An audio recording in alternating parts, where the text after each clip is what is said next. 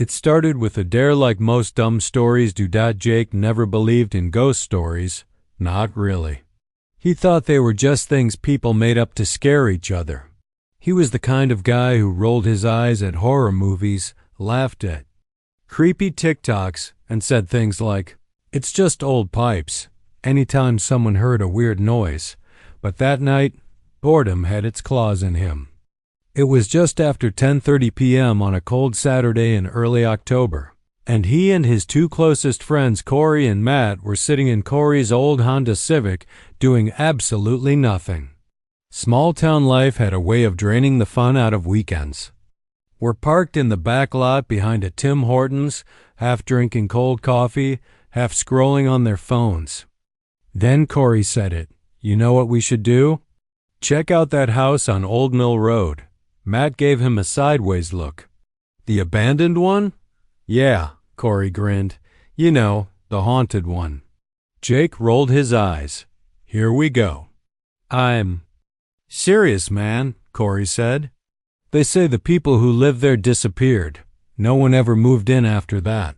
Place is still standing, though. Cops won't even go in. It's been like that since the 90s. Jake shook his head. "It's just an old house." "Exactly," Corey said, leaning forward. "So you won't be scared to go inside." Matt laughed. "You're gonna get us killed, bro." Jake grinned, feeling that mix of pride and adrenaline. "I'll go in. 10 minutes. Record the time." Corey sat back, surprised. "Wait, for real?" Jake nodded. "Yeah, I'll walk around, maybe grab something as proof. You guys just stay in the car. 10 minutes, easy." None of them really thought anything would happen. Jake wasn't superstitious. He just wanted a story to tell at school Monday morning. Maybe even a few views online. They finished their coffee, piled into the car, and drove out to Old Mill Road. The farther they drove, the quieter it got. The pavement turned to cracked dirt. Streetlights vanished. And eventually, the only sounds were the tires crunching over gravel and the occasional rustle of wind through tall trees. Then they saw it. The house. It looked like something out of a nightmare. Half-collapsed roof, shattered windows, vines growing through the walls. It was 2 stories tall and sagged to one side like it was tired of standing. The paint was long gone, eaten away by rain and time. The front door was crooked on its hinges and wide open, like it had been waiting. Matt killed the engine. Silence hit them like a wall. Jake stepped out first. He grabbed the flashlight from the glove box, flicked it on, and looked at his friends. "Start the timer. I'm going in." Corey raised his phone. "Okay, 10 minutes starting." Now Jake turned and walked toward the porch. Each step creaked. The wood was soft under his boots, and the air smelled like mold, old wood, and wet dirt. His breath came out in clouds, even though it wasn't that cold. The second he stepped through the door, everything changed. It was like walking into a different world. The smell hit him hard. Dust, rot, something almost sweet like spoiled meat. His flashlight cast thin, shaky beams across a ruined living room. Broken furniture, a shattered TV, a couch ripped open with stuffing spilling out. Cobwebs thick enough to brush against his jacket. The silence was total. Jake moved carefully, stepping over a broken lamp, avoiding the sharp pieces of glass scattered on the floor. He swept the light across the walls. Yellowed wallpaper peeled. Down in strips, old family photos still hung in crooked frames, black and white faces with blank eyes staring out into nothing. He checked his phone. Only 2 minutes in, Jake chuckled under his breath. "This is nothing." The house groaned as if it disagreed. He moved down a hallway, his boots echoing. On either side were closed doors, most of them scratched or dented. One door had a single handprint on it, small, child-sized, pressed into the dust. He paused, staring at it. Then kept moving. He stepped into the kitchen. Most of the cabinets were empty or hanging open. The fridge door had fallen off completely. There were still dishes in the sink, rusted forks, a single teacup cracked clean down the middle. It looked like someone had just gotten up and walked out 20 years ago. Then he saw it. A door almost hidden behind an old coat rack that had fallen sideways. It was smaller than the others, darker, the wood more worn. The handle was rusted over. It was a basement door. Jake hesitated. Every part of him said, "Don't open that," but his pride said otherwise. He reached out and grabbed the handle. It was cold. Too cold. He twisted it slowly.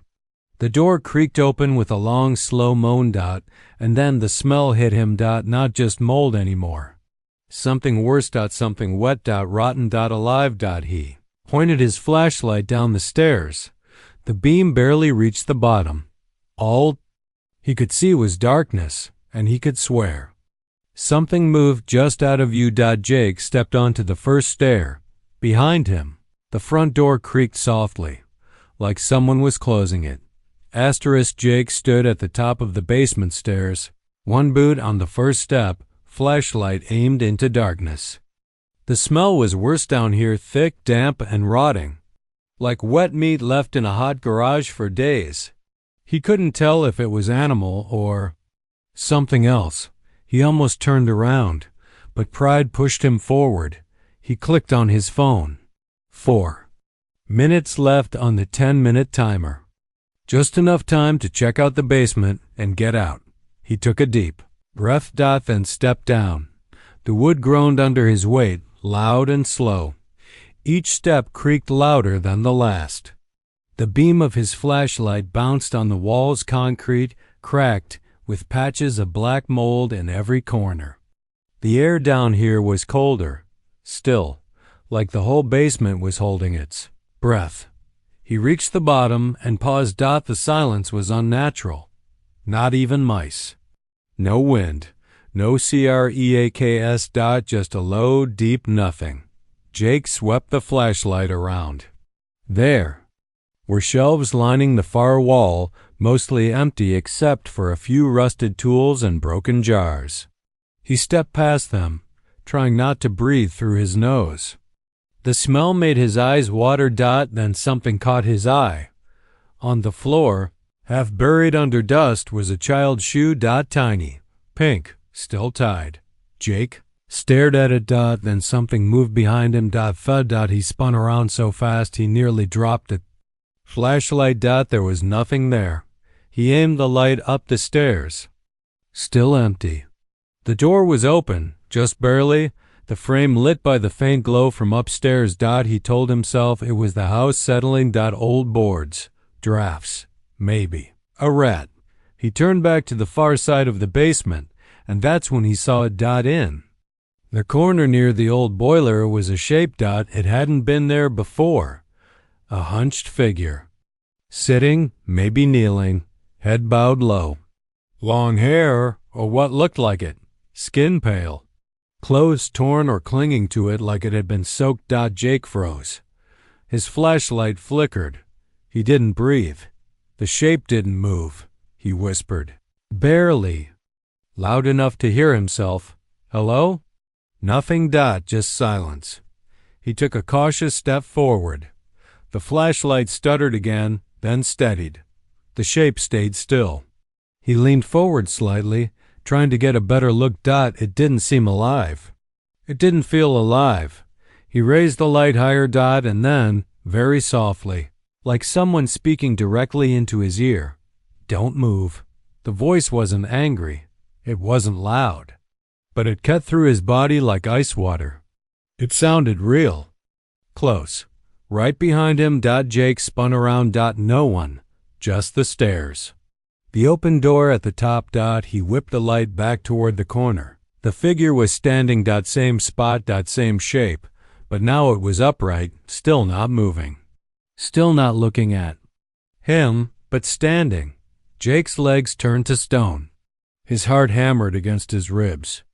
The smell in the air got sharper, thicker, like he was standing next to something dead and wet.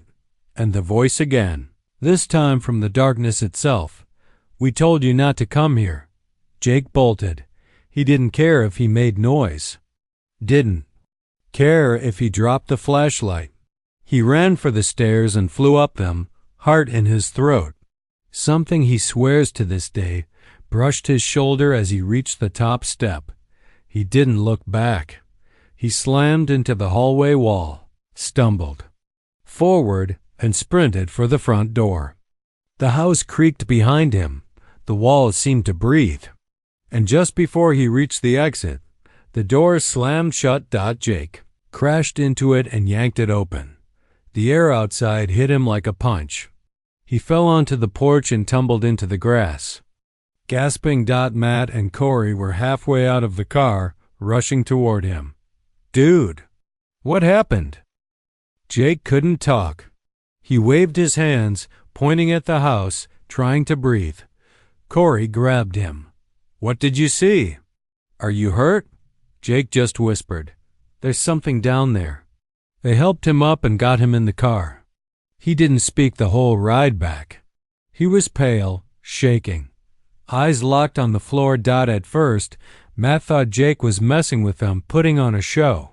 But he'd never seen Jake like this. He wasn't faking. They dropped him off at his house. He didn't say a word walking to his front door. Just turned once and looked at them. Not scared, but empty. Corey and Matt didn't sleep that night. And neither did Jake. The next day, Corey called. Jake didn't answer. They didn't talk about it again, but none of them forgot that voice, and none of them went back.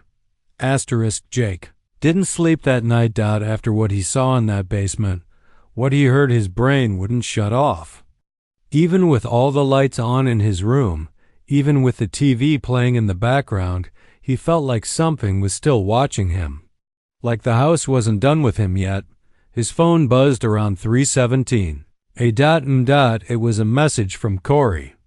"Dude, check the footage. I heard something." Jake sat up, his stomach flipping. They had recorded the 10-minute dare. Corey filmed the whole thing from the car while Jake went inside. He didn't remember much audio, but now he was shaking as he clicked the link Corey sent. It was a screen recording of the video. At first, it was just dark shapes and Jake's flashlight moving through the window. You couldn't see much from outside. But around the 6-minute mark, just before Jake ran out, Corey had slowed the video down and boosted the sound. Jake turned the volume up and listened carefully. There in the silence, a voice. "You shouldn't be here." Not Jake's voice. Not Corey or Matt's. Something dry, whispery, like it was coming from a throat that hadn't breathed in years. Jake threw his phone across the bed. He didn't sleep the rest of the night. 2 days later, Matt texted the group chat. "You guys see this?" It was a news article. Local paper. Woman reports screaming from abandoned house on Old Mill Road. Jake's blood ran cold. He clicked the link. A woman walking her dog had called 911 late at night. She said she heard screaming, low and angry, like someone was trapped, coming from the house. Police arrived but refused to enter. No one was found. Jake knew what she heard. He lived it. That's when the dream started. It was always the same. He was standing in the basement again. No flashlight, just darkness. In the far corner, the figure, sitting still, and he couldn't move. No matter how hard he tried, his legs wouldn't respond. He was paralyzed, trapped. And then always the voice. "We told you not to come here." He'd wake up gasping, drenched in sweat. Every time it felt closer. One night, a week after the dare, Jake was brushing his teeth when he noticed something strange.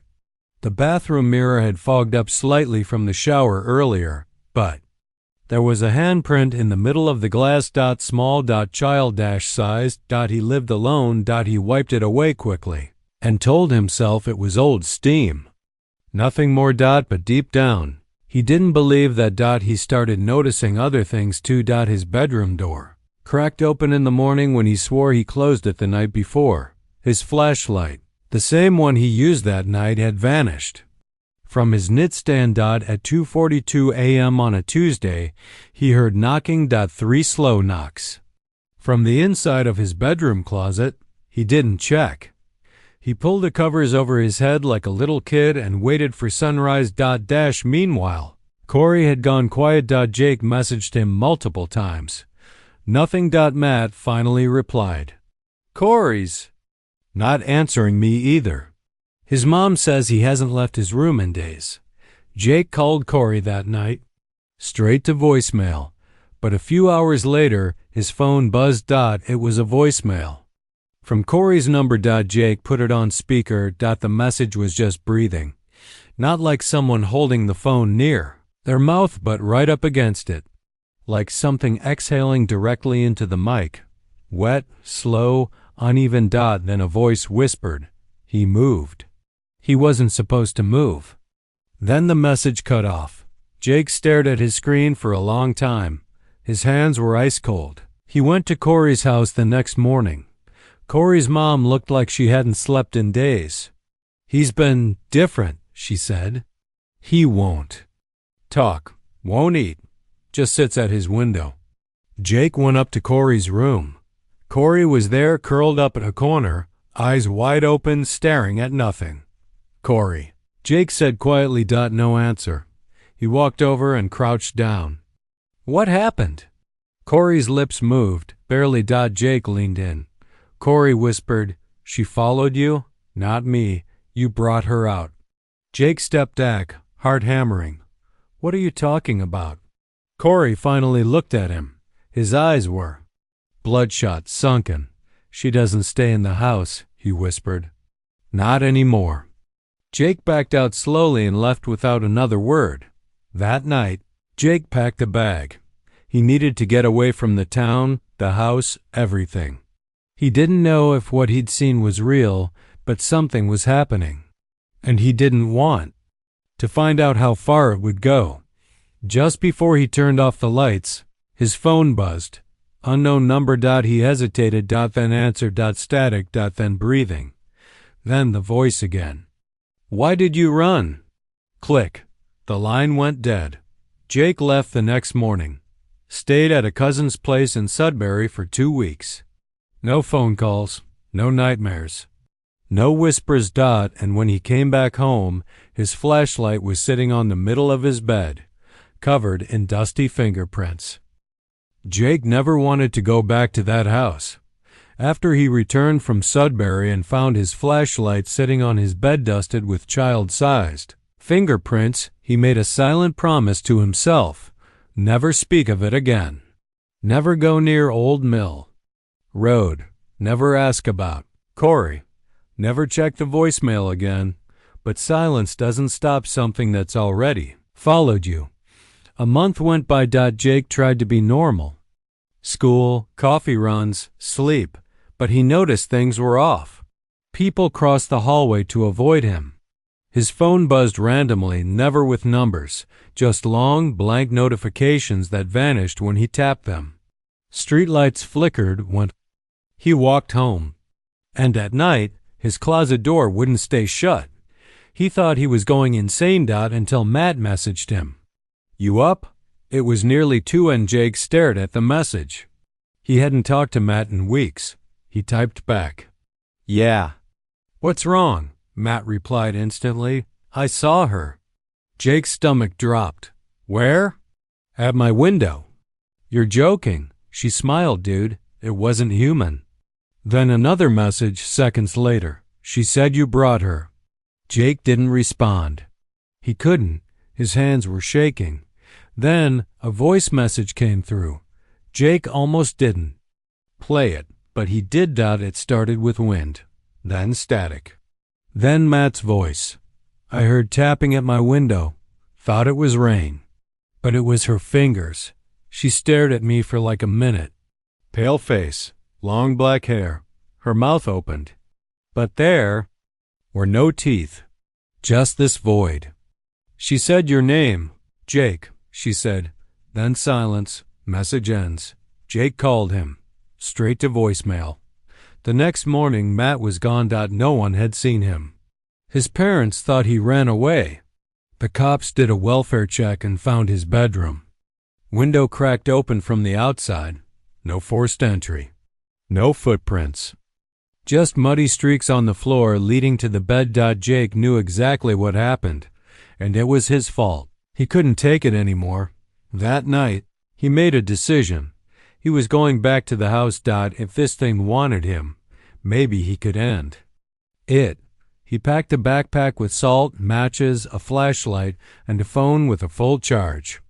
10:04 p.m., he stepped out into the cold air and drove to Old Mill Road alone. As he pulled up to the lot, the house looked the same, but it felt different, like it had been watching him the whole time. The door was open, waiting. No wind. No sound. No moonlight. Just him and whatever lived inside. He walked in. The air hit him like a wall of rot. He followed the same path as last time, past the ruined furniture, down the hallway, to the door behind the old coat rack. The basement door was already open. No hesitation this time. Jake descended the stairs. Step by step, into that thick, black dark. He whispered, "I'm here." Silence. He took another step, and then movement. The figure was back in the corner. This time standing. Not hunched. Not waiting. Facing him. He lifted the flashlight, but the beam refused to land on her face, like it bent around her. Her shape was there, but her features were wrong, flickering like a bad signal. 1 second she looked like a girl, the next like a corpse. Then something with no face at all. She moved toward him. 1 slow step, then another. Jake opened the salt and threw a line across the floor. The thing stopped, but then smiled. Her mouth opened wider than any human mouth should. Not angry, not screaming. Just grinning. Then she said it again. "You moved." Jake backed up. "What do you want?" She took another step forward, and the salt blew apart like it was dust. "You left the door open." He froze. "What?" "You let me out." Jake turned to run, but the staircase was gone. Just wall. Solid wood. He spun back around. She was right. In front of him. Face inches away. Eyes empty. The flashlight flickered, then died. Darkness. Then whispering. 100 voices overlapping. "You brought her. She followed you. She was waiting. She doesn't stay here anymore." Jake screamed. He woke up in his bed. Sunlight through the window. Phone buzzing. Dozens of missed calls. Text from Corey's mom. "Call me when you can, please." He sat up slowly, heartbeat pounding. Was it a dream? Then he noticed something. His shoes were muddy. His jeans still had dust on the knees. And there, on his nightstand, was the flashlight. Still on, still warm. Corey was dead. His mom found him.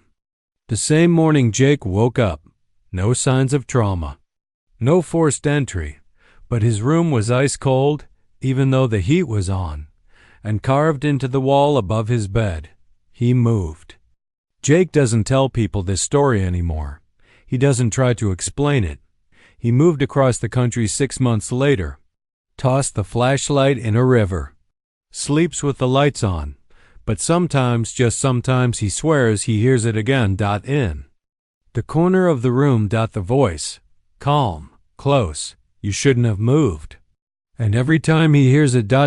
His closet door is open.